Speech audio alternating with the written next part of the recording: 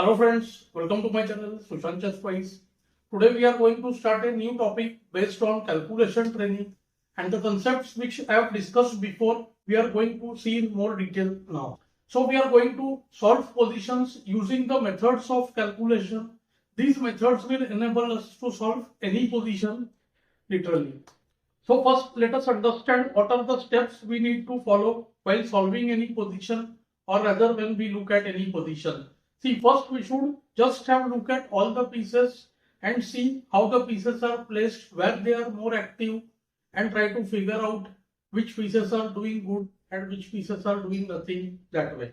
So see all the pieces. Second, we count attacks and supports, especially near the king, and identify the loose or the unsupported pieces.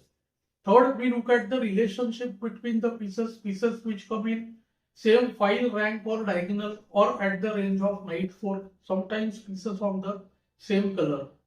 Fourth, we will try to identify the weakness, what kind of weakness is there in the position. It could be related to king safety, king not having place, back rank, any piece which is poorly placed or is getting trapped that way.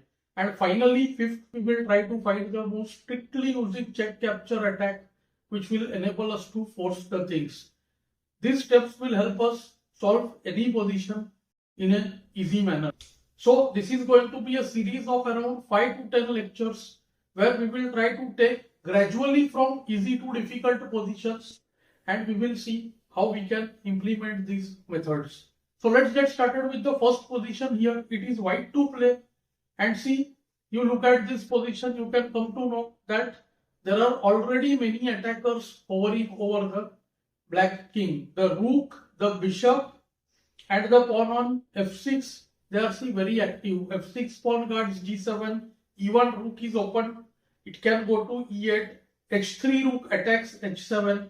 So see what happens here is white looks at the candidate moves, first identifies the weakness. See, back rank weakness is a possibility. f7 pawn is pinned by the bishop on d5, and we see that the g5 pawn can jump to g6. See, two candidates which come to mind instantly are rook e8 and g6, but we should not miss the check bishop f7.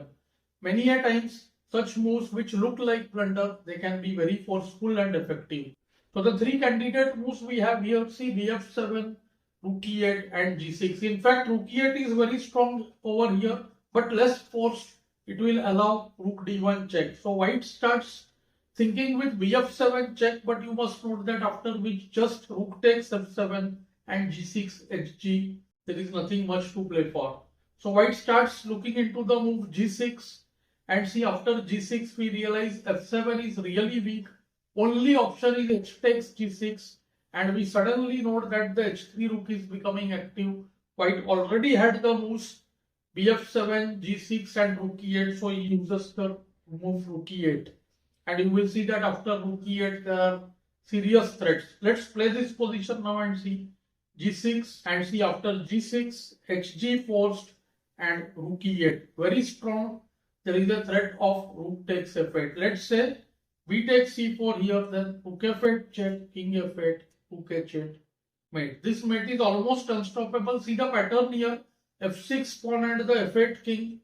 Whenever there is pawn and enemy pawn in front of it and the king next to it on the last line, this is a typical backrank pattern. Of course, we must think that bc4 is not forced, but see, black can do rook d1 check, trying to extend things. But see what happens. There is a technique of stopping the rook's checks. The king approaches the rook. So see, kg2 is a typical zigzag method. Rook d2, kf1, rook d1, ke2. Rook moves are over. And see, even if rook takes d5, there is see rook f8, kf8, rook h8. And wait, let's go to the next one quickly. So this is our second position. Once again, white to play. You must have noted that the white pieces are way too active here. Look at the queen. It attacks g7, both bishops eyeing the g7 and the h7 squares, and the knight on e5. See the relation between the two queens, and the knight is in between. So if the knight can move with check, see, the queen would be taken. So there is a possibility of discovered attack. And see the f1 rook, it attacks till f8. And you must have also noted by now that bishop attacks h7. There are two black supports on h7. On g7, see, it is the softer of the points because only see king is supporting on g7. So the candidate moves which come to mind, see, knight d7, bh7, rook f8 check, and qg7. These are the moves. See, this is the method way of finding the move. So white realized that after bh7 there is nothing much, just the king can take on h7. After nd7 tool, which looks like a forced line, black can just trade the queens first and then take on d7. The attack is beaten off. He looks at the move qg7, king takes g7. See, many students show me this line, sir, qg7, kg7, then the knight will move with a check. But see, which knight check? Knight has three checks, and this is where we should look at each of them. Knight d7, since it's a capture and check by the b2 bishop. So we have this position in our mind. See, qg7, kg7, and we try to find moves. See the three moves which we should have: knight d7, knight f7 attacking h6 and h8, and knight g4 also covering the f6 square. So white thought it sway over here, and see, knight d7 is very strong because king has the only one place, that is on g8.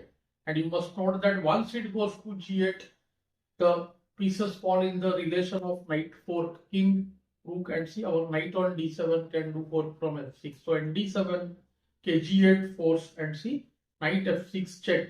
See, we may think that it's so easy, but we have to imagine this in mind before giving up qg7.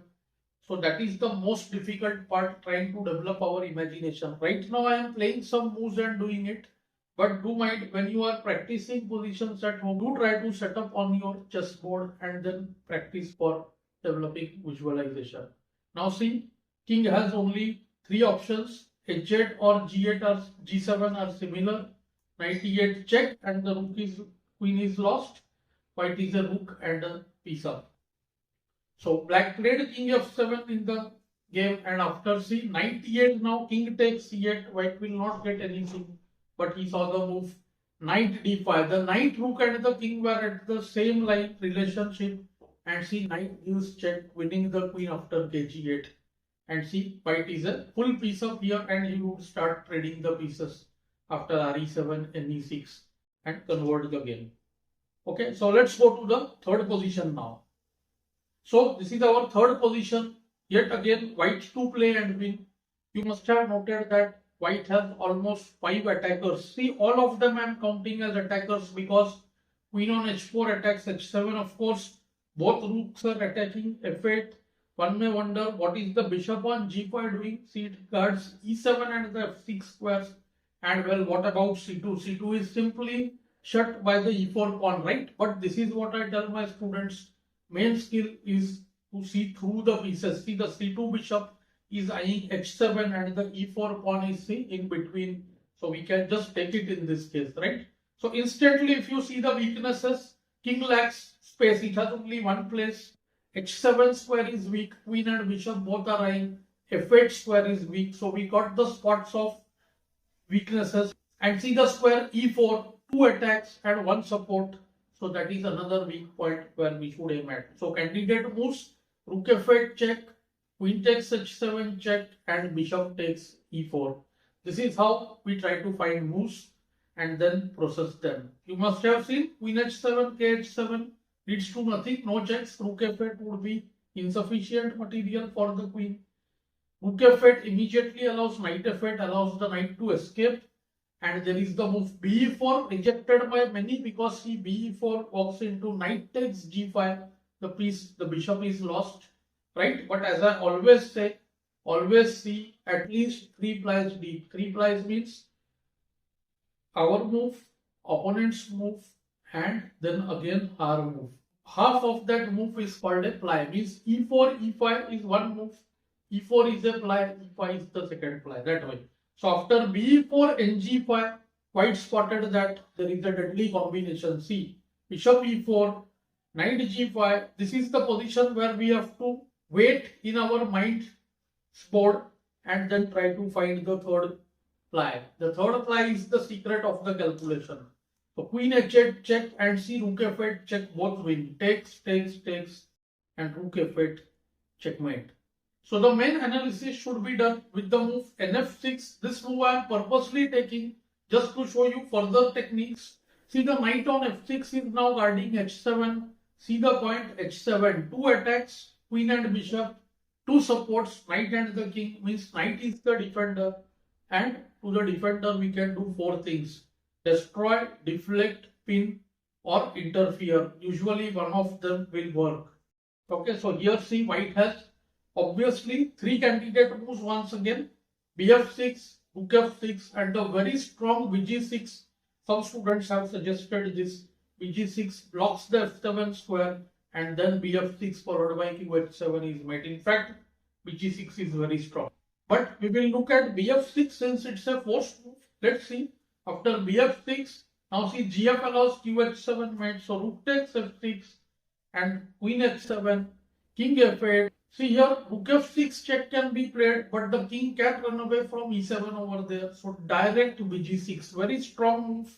Now what has happened? ke7 just fails to queen g7 check, and after rook f2 forced, rook f2 check, ke7. White here spotted the c2 weaknesses.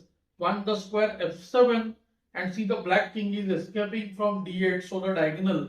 So see, queen h4 check. This is the way we should try to find the moves. Never miss a check, they say.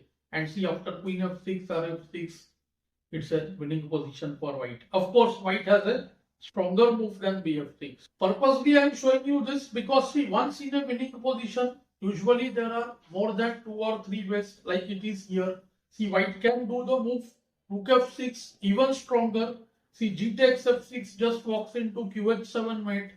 And see, after rook f6 which is forced, here many moves win actually. Once again, bf6, gf, queen h7 is good, not best.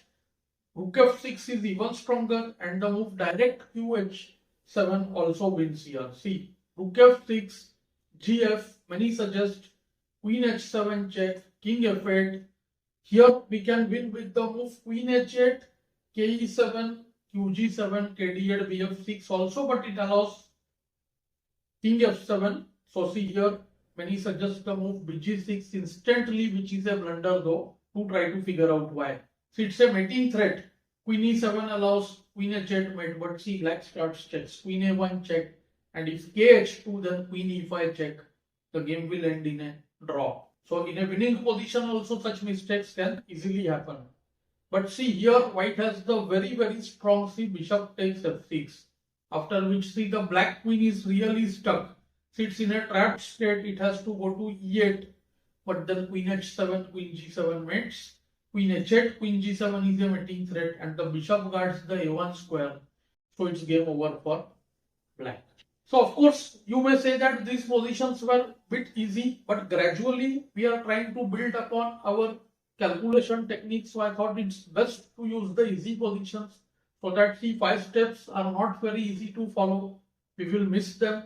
So once we do them again and again continuously, let's say at least 15-20 positions, we will get some hang of it. So do let me know how you found these lessons in the comments below. Thanks for your time.